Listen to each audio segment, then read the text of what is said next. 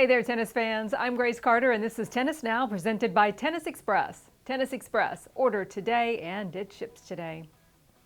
The U.S. Open final was popping with possibility. Novak Djokovic was 3 sets from tennis immortality. Daniil Medvedev was in no mood for a major consolation prize, and he proved it. The world number 2 outclassed Djokovic in straight sets to capture his maiden major title and shatter Novak's dream of winning the calendar Grand Slam and a record 21st major championship.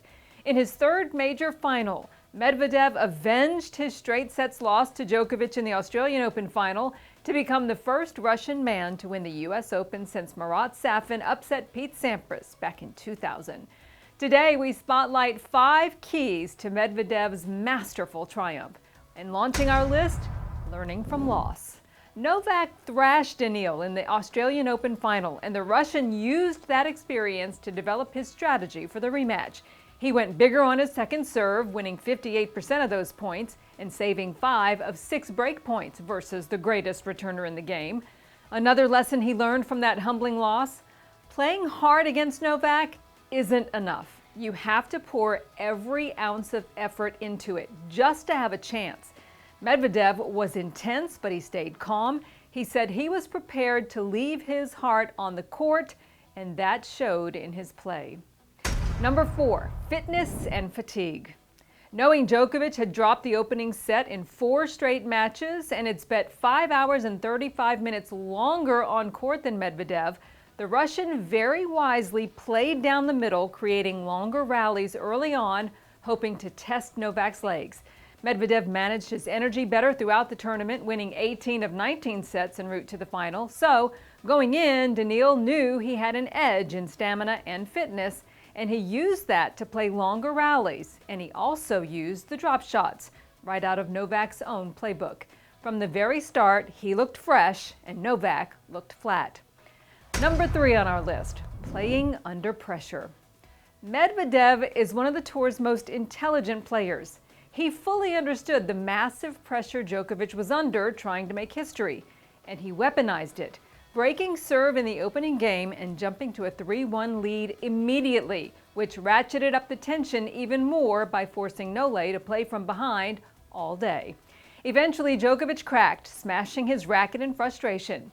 Medvedev was keenly aware of how the weight of emotion would factor in for Novak, so he played long rallies and stretched his lead to pile on the pressure even more.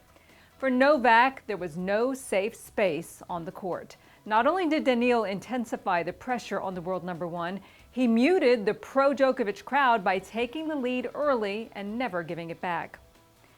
Number 2, serve and speed. John McEnroe calls the lanky Russian the best mover 6'6" or taller he has ever seen on a tennis court. And Medvedev proved him right in that final. He stayed in step with Djokovic and won many of the running rallies, usually the kind of points that Novak wins. And Daniil was brilliant on serve, hitting 16 aces and saving 5 of 6 break points. In fact, the only break Medvedev suffered came at the very end when he tightened up and made a couple of double faults, essentially breaking himself. And topping our list of 5 keys to Medvedev's triumph, he mastered the moment. Now imagine yourself in Medvedev's shoes, walking out to face the world number 1 who dominated you in Australia, and a raucous crowd eager to see your opponent make history by winning the calendar slam. Medvedev had to be more than great. He had to produce the most committed tennis of his life on the game's biggest stage, and he did it. In the 2019 final, he suffered a painful 5-set loss to Rafa Nadal. In his next final in Australia, he lost to Djokovic, but his 3rd try was the charm. Now, Novak may have been a little depleted, not at his best, but credit Daniil Medvedev for a commanding performance. He grabbed the reins and he never let go. And he had some extra motivation on finals day.